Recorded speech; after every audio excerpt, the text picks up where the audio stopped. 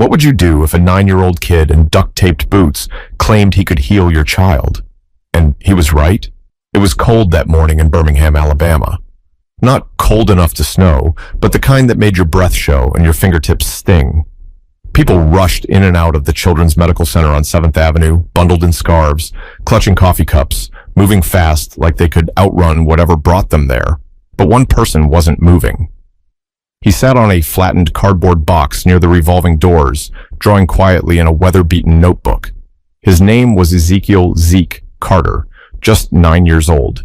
His coat was a size too big, sleeves rolled up, and one of his boots had duct tape across the toe. A red knit beanie rested low on his forehead, barely covering his ears. He didn't beg, didn't ask for help, just sat there, watching people come and go. He was there most Saturdays. Some hospital staff had tried to shoo him off when he first started showing up, but after a while, they gave up. Zeke didn't cause trouble. He smiled when spoken to, and when he wasn't sketching in his notebook, he was watching, always watching. Most folks figured he had a parent inside, maybe a sixth sibling, maybe he was just waiting for a ride. Nobody asked too many questions, not in a place like that. Across the street, parked by a fire hydrant, a dark silver Range Rover idled. The engine stayed on, but the driver didn't move. Inside sat Jonathan Reeves, a man in his late 40s with a sharp jawline and graying temples. His tie was loose, his collar wrinkled. He had money. You could see it in the way his car gleamed even under the hospital's fluorescent lights. But he looked like a man running out of gas. In the back seat, a booster chair held his daughter, Isla. 6 years old, brown curls tucked behind one ear, legs tucked under a pink blanket. Her eyes were wide open, but she didn't say a word. The accident had changed everything. 1 minute, she was climbing trees and racing her cousins in the backyard. The next, she was paralyzed from the waist down, sitting in silence. Jonathan opened the back door, scooped her up carefully, and carried her toward the entrance. He didn't notice Zeke at first. Most people didn't. But Zeke noticed him. He saw the way Jonathan held her like she might fall apart, the way her eyes stayed fixed on the sky, avoiding the building. Zeke stared longer than usual. Then just before they passed, he stood up and called out, "Sir, I can make your daughter walk again." Jonathan stopped mid-step, not because he was offended or confused, but because of how the words were said. Not like a sales pitch, not like a joke, just soft, clear, and serious, like Zeke believed it completely. Jonathan turned, eyes narrowed. "What did you just say?" Zeke didn't flinch. He stepped forward, tucking his notebook under his arm. "I said I can help her walk again." Jonathan stared at him, his arms tightened around Isla. "That's not funny, kid." "I wasn't joking." Zeke's voice didn't shake. There was no smile, just that same quiet tone, a grown-up kind of stillness in a kid's body. Jonathan looked down at Zeke's clothes, his taped-up boot, the cracked lenses of the glasses hanging from the boy's shirt collar. This had to be some weird coincidence, maybe even a scam. He turned and walked inside without another word, but inside, he couldn't stop thinking about it, the way the kid said it. Not with hope, not with doubt, but like it was a fact. But something about that voice stayed stuck in Jonathan's head, and it was going to keep pulling at him until he came back. Jonathan tried to forget about the kid. For the next few hours, he sat through Isla's appointments, nodding through updates from therapists, neurologists, and specialists. All of them using the same phrases they always did. Managing expectations, long road ahead, miracles take time. He'd heard it all. But Zeke's words kept repeating in his mind like a stubborn itch. "I can make your daughter walk again." By early afternoon, Jonathan and Isla stepped out of the building. The sun had broken through the clouds, but the cold was still sharp. He walked toward the car, cradling Isla as usual, when he noticed Zeke again, still there. Same box, same notebook. Except this time, he was looking right at Jonathan like he knew he'd come back. Jonathan hesitated. He glanced at Isla. Her head rested on his shoulder, eyes closed. Her body was light, too light for a kid her age. He turned. "You again?" he muttered, walking over. "Why would you say something like that? You think this is funny?" Zeke shook his head slowly. "No, sir." "You don't even know her," Jonathan snapped, lowering Isla gently into the back seat.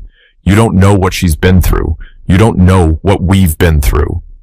Zeke didn't back down. I don't have to know her to help. Jonathan straightened up. You're what, 9? Almost 10. Exactly. You're a little boy sitting outside a hospital with duct tape on your shoes. What could you possibly know about helping someone like my daughter? Zeke looked down, his fingers tracing the edge of his notebook. My mama used to help people walk again, he said quietly. She was a physical therapist. She taught me stuff. She said the body remembers things, even when it forgets for a while. Jonathan stared at him, the skepticism hardening in his chest. So what, you watched her do some stretches and now you think you're a doctor? I watched her help a man walk after being in a chair for 5 years, Zeke said, eyes lifting. She didn't have machines or nurses, just her hands, her patience, and faith. Jonathan opened his mouth to speak, then stopped. He glanced around. A nurse passed by, giving Zeke a small wave. A janitor from the hospital nodded in the boy's direction. They all seemed to know him. I'm not giving you money, Jonathan said. I didn't ask for money. Then what do you want? Zeke took a deep breath and stepped forward. Just 1 hour. Let me show you. Jonathan looked back at Isla, who had now opened her eyes and was watching both of them quietly. He sighed, rubbing the bridge of his nose. I should walk away right now. Zeke didn't move. I should call security, Jonathan added. Still, the boy stayed silent. Jonathan finally huffed. Fine. You want to waste your time, kid? Meet us at Harrington Park tomorrow, noon. Don't be late. Zeke nodded once. I'll be there. Jonathan climbed into the SUV, started the engine, and pulled off without looking back. But in the rearview mirror, Zeke was still standing there, hands at his sides, face unreadable. Back at home, after dinner, Jonathan sat in his home office. Papers were spread across his desk. None of them made sense. He kept thinking about the way Zeke stood there like he knew something. Isla poked her head into the room. Daddy? She asked. He turned. Yeah, baby? Who was that boy? Jonathan paused. Just somebody we met outside the hospital. He looked like he believed it, she said. Believed what? That I could walk. He stared at her, lips parting slightly. She smiled, just barely, and walked her fingers across the armrest of her wheelchair like they were legs. But Jonathan wasn't smiling, because for the first time in a long time, something inside him didn't feel numb. It felt dangerous, like hope. Harrington Park was the kind of place most people passed by without a second glance. A cracked basketball court, a few swings with chains that squeaked, and a patch of grass that tried to be a soccer field. On Sundays, it was usually empty, especially around noon, but that day, Zeke was already there, sitting on the bench closest to the big oak tree. He wore the same oversized jacket, but his notebook was tucked away. Instead, he had a small gym bag at his feet, and a folded towel on the bench beside him. At 12:07, Jonathan's SUV pulled up. He didn't say anything at first, just got Isla out, set her gently in her wheelchair, and wheeled her over to where Zeke sat. He didn't make eye contact. His arms were crossed tight like he was already regretting being there. Zeke stood up when they arrived. Hi again, he said politely. Jonathan gave a stiff nod. Isla waved shyly. Zeke smiled at her. Hi, Isla. Her eyes lit up a little. Hi. Jonathan raised an eyebrow. How do you know her name? You said it yesterday, Zeke replied. I remember stuff. Jonathan didn't respond. He just gestured at the towel. So what now? Magic carpet ride? Zeke ignored the jab. No, sir. Just the basics. He opened his bag and pulled out a pair of socks, a tennis ball, a small jar of cocoa butter, and a plastic container filled with what looked like warm rice wrapped in cloth. Jonathan squinted. What is all that? Stuff my mom used, Zeke answered. The rice is for heat.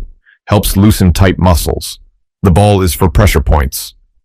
Jonathan folded his arms again. Zeke turned to Isla. If it's okay, can I work with your legs for a little while? Nothing hurts, I promise. And if anything feels weird, just say stop, okay? Isla looked up at her dad. He sighed. You can try. Just be careful. Zeke knelt down beside her chair. He gently unwrapped the blanket from her legs and placed the warm cloth rice pack over her thighs. Isla flinched slightly. Too hot? He asked. She shook her head. It feels good. Zeke nodded and waited. After a few minutes, he began to gently move her legs, not yanking, not forcing, just small rotations, side to side, up and down. Jonathan watched closely, ready to jump in if something went wrong. But nothing did. "You ever do this before?" he asked, suspicious. Zeke didn't look up. "My mama used to take me to shelters after school. She helped veterans, folks who couldn't afford therapy, said everybody deserves to feel human again. I used to carry her bag." Jonathan raised an eyebrow. "And she taught you this stuff?" "Yeah, said the body don't always need fancy, just attention." He tapped lightly on Isla's knee with his knuckle. "You feel that?" "No," she whispered. Zeke nodded again, unfazed. "That's okay. I'll keep asking." He kept talking to her while working, asking about her favorite colors, her favorite food, what shows she liked to watch. At first, her answers were short, but then she started asking him questions. "Do you live around here?" "Kind of." "Do you go to school?" "I used to." "Why not anymore?" Zeke hesitated. "My mom got sick. Then she passed. Been trying to figure things out since." Isla looked down. "I'm sorry." Zeke gave her a small smile. "Thanks." Jonathan's posture softened slightly, but he didn't speak. After about 30 minutes, Zeke gently tapped her ankle again. "You feel that?" Isla blinked. "A little, like, pressure." Zeke looked up at Jonathan. "That's good." Jonathan squinted. "She sometimes says that during her regular sessions." "Yeah," Zeke replied, "but those sessions are inside a room full of machines. Sometimes kids get scared of machines. They tighten up. But here?" He gestured to the open park. "There's air, trees. Feels different." Jonathan didn't say anything, but he was definitely listening now. Zeke helped Isla stretch both legs, then gave her some simple movements to try with her toes. Just wiggling. She tried. Nothing obvious happened, but she didn't look discouraged. "I'll show you again next week," Zeke said, standing up. "It takes time, but your muscles," he pointed to her thighs, "they still remember how to be used. You just gotta remind them." Isla smiled, bigger this time. "Okay." Jonathan cleared his throat. "We're not promising anything," he said quickly. Zeke nodded. "I'm not either. I'm just trying." Jonathan stared at him for a long second. Then, without warning, he reached into his coat pocket, pulled out a folded bill, and held it out. Zeke stepped back. "No, sir, I don't want your money." Jonathan looked surprised. "Then why are you doing this?" Zeke shrugged. "Because your daughter smiled." Jonathan looked down at Isla. She was still smiling. But he didn't understand how a boy who had lost everything could give so much to a girl he barely knew. The following Sunday was warmer, but Zeke still wore his jacket. Not because he needed it, but because it made him feel like his mom was close. She used to call it his helper's coat. Said every good healer needed something that reminded them why they care. He was already at Harrington Park again by 11:45, towel laid out, supplies lined up, and a bottle of water sitting beside him. A few kids played basketball on the court nearby, and someone's dog barked in the distance. At exactly noon, Jonathan's SUV rolled up. Isla was grinning before the car even stopped. Zeke waved at her. "Hi, Isla." "Hi," she chirped, her curls bouncing as Jonathan helped her into the wheelchair. Jonathan looked tired again, but different this time, less weighed down. He gave Zeke a small nod, no words, but it was more than last week. Zeke got to work. Same setup, same warm cloth pack, but this time, something had shifted. Isla was trying now. "Can you press your heel into the ground?" Zeke asked gently. She closed her eyes, concentrating. Nothing happened. "It's okay," he said. "Sometimes it takes your brain a while to find the right path. It's like trying to walk through a crowd. You just gotta push through." Jonathan stood behind them, arms crossed again, but this time more to keep warm than to wall himself off. "Why do you do all this?" he asked suddenly. Zeke glanced up. "Because I remember what it felt like when my mom used to help people. She made them feel like they mattered. I want to do that too." Jonathan nodded slowly. "You ever think about doing something else?" "Sometimes," Zeke said, "but this feels right." Jonathan looked at Isla. She was tapping her toes, barely, but they moved. For the first time, he didn't speak. He just watched. The next few weekends, they kept coming. Same time, same place. Zeke taught Isla how to use rubber bands to strengthen her ankles. He rolled tennis balls under her feet to help her brain remember where they were. He showed Jonathan how to massage pressure points behind her knees and explained how each nerve had a job to do, even when it went quiet. And then came the bad day. It was the fourth Sunday. Zeke showed up like always, but when the SUV pulled up, Isla wasn't smiling. Her eyes were red. Jonathan looked angry. "She doesn't want to do it today," he said sharply as he lifted her into the chair. Isla refused to look at either of them. Zeke approached slowly. "What happened?" Isla crossed her arms. "I tried to move my legs this morning and nothing happened. Nothing. I'm tired of trying. It's pointless." Jonathan looked away, jaw tight. "She's been frustrated all weekend." Zeke nodded. He kneeled beside her again. "You think I never get tired?" She didn't answer. "You think I didn't sit in a shelter and cry when my mom couldn't afford medicine, and I had to just sit there and watch?" Her eyes shifted toward him. "You're allowed to be mad. I'm mad sometimes too. But if you stop now, the part of you that wants to walk might stop trying too." She stared at the ground. "I don't want you to give up," he said softly. "Because I haven't." Silence. Then Isla whispered, "I'm scared." Jonathan turned. That was the first time she'd said that out loud. Zeke leaned in closer. "I am too. But scared don't mean stop. It just means you're close to something big." Isla wiped her face. "Okay, let's try again." And they did. Zeke guided her through the motions gently, with less talking this time. Just presence. Patience. Jonathan stepped in more too, helping her shift weight, encouraging every small twitch. After 30 minutes, Isla moved her right foot. Not a toe. Her whole foot. It slid forward, slow and stiff, but it moved. Jonathan knelt down beside her, blinking like he wasn't sure he'd seen it right. "Do it again," he said. She did. Zeke smiled, but didn't say anything. He just sat back and watched. Later that night, Jonathan stood outside his house on Crestview Drive, staring at the moon. He'd stopped asking himself who Zeke really was. The question didn't matter anymore. Inside, Isla was giggling, retelling the footslide moment to her aunt on speakerphone. For the first time in 6 months, their house didn't feel like a hospital room. It felt like home again. But something inside Jonathan had started to shift. Not just his daughter's legs, but the weight in his own chest. The guilt. The pride. The wall he'd built between himself and the world. It was cracking. Monday afternoon, Jonathan sat in his office staring at an untouched contract. His phone buzzed every few minutes. Emails, calls, client updates. But none of it felt urgent anymore. What kept looping in his mind was that moment in the park. Isla's foot sliding forward like it belonged to her again. He'd seen it with his own eyes. And the person who made it happen was a 9-year-old with taped up boots and no last name he'd ever heard before. He opened a new browser tab and typed Ezekiel Carter Birmingham. Nothing came up except a few scattered results. He clicked through old local newsletters and school databases.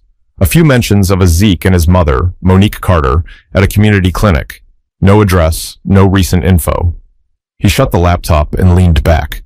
This kid was a ghost, except he wasn't. By Saturday, they were back at Harrington Park, but things felt different now. Jonathan brought an extra mat and a fold-out chair. He handed Zeke a sandwich when they arrived. Didn't say anything about it, just placed it beside his gym bag. Zeke gave a small thanks and tucked it away for later. "Ready, Isla?" he asked. She gave a big thumbs up. "Let's do it." They got into the routine. Heat packs, stretches, toe flexes. Today, Jonathan joined in fully. He sat cross-legged on the grass, doing each motion Zeke explained. Even messed it up once. "You're bending the wrong way," Zeke said with a grin. Jonathan gave him a side eye. "I haven't stretched since college." They laughed, even Isla. About 20 minutes in, Zeke leaned forward. "All right, Isla, let's try something different." He unfolded a belt from his bag and placed it under her knees, showing Jonathan how to hold each end. "She's going to try to lift both knees now. Just a little. We help balance her. She controls the movement." Jonathan blinked. "You sure?" Zeke nodded. "She's ready." They gave her a few seconds. Her brow tightened, eyes narrowed. She grunted softly, and then her knees lifted slightly, barely an inch, but they lifted. Jonathan looked at her, stunned. "You did that?" She smiled. "I did it." He swallowed hard. "You really did it." Zeke nodded slowly, eyes on the belt. "See? The body remembers. You just have to be patient enough to let it talk." Jonathan looked at him. "You're something else, kid." Zeke didn't respond, just started gently guiding Isla through the next stretch. After the session, as they packed up, Jonathan crouched beside Zeke. "Where do you go after this?" Zeke shrugged. "Around." Jonathan lowered his voice. "You got a place to sleep?" Zeke hesitated, then said, "Sometimes." Jonathan exhaled slowly, rubbing the back of his neck. "You ever think about coming to stay with us for a while?" Zeke's eyes widened. "You serious?" "I got a guest room. You wouldn't be in the way." Zeke looked down at his hands. "You sure your neighbors wouldn't mind a kid like me?" Jonathan gave a short laugh. "Man, after what you've done for my daughter, they'd better not say a word." Zeke didn't answer right away, but Jonathan could see the wheels turning. The next morning, Zeke stood outside Jonathan's home, backpack slung over one shoulder, a rolled-up blanket tucked under his arm. Jonathan opened the door in sweatpants and a coffee mug in hand. "Right on time," he said. Isla ran to the front hallway. "Zeke!" He smiled. "Hey, superstar." Jonathan stepped aside. "Welcome home." The days that followed were quiet but meaningful. Zeke got his own room, a soft bed, clean sheets, and a small desk. He didn't say much, but he never missed a morning stretch with Isla. She was moving both feet now, not walking yet, but the wheels were turning. Her brain was reaching out to her legs, like it remembered the connection. One night, as Jonathan cleaned dishes, he paused and leaned on the counter. "Zeke," he said over his shoulder, "you ever think about going back to school?" Zeke, who was sketching at the kitchen table, glanced up. "Sometimes." Jonathan nodded. "You're smart. You could go far." Zeke tilted his head. "I want to help people walk again, like my mama did." Jonathan turned to face him. "Then let's figure out how to get you there." Zeke gave a small smile. "Okay." They didn't say much more that night. They didn't need to. But for the first time in years, the Reeves household wasn't full of silence. It was full of small noises that meant life, footsteps, laughter, scribbles, and healing. It started with a nurse from the Children's Medical Center. She was walking her dog through Harrington Park one Sunday morning and spotted a familiar face, Isla. She hadn't seen her outside her wheelchair in months, let alone smiling, lifting her knees, moving her toes. And standing beside her was the same quiet kid who used to sit by the hospital doors every weekend. She didn't interrupt, just watched from a distance for a while. Then she went home and told her sister, who happened to work in patient services. A few days later, a physical therapist at the hospital mentioned to Jonathan, "Hey, someone told me Isla's improving. That true?" Jonathan nodded. "Yeah, thanks to someone we weren't expecting." Word spread fast. The next time they showed up to Harrington Park, two other families were waiting at the bench near the big oak tree. One had a boy who used a walker. The other, a girl recovering from a stroke. Both parents had heard about the kid who helped the Reeves girl move her legs again. Zeke looked at Jonathan. Jonathan looked right back at him. "You don't have to," he said quietly. Zeke adjusted the strap on his bag. "I want to." He gave up his usual time with Isla that day to work with the two new kids. He showed their parents how to use the same towel stretches, how to warm the rice packs just right, how to encourage without pushing too hard. And he talked to the kids, not at them. "You're not broken," he told one of them.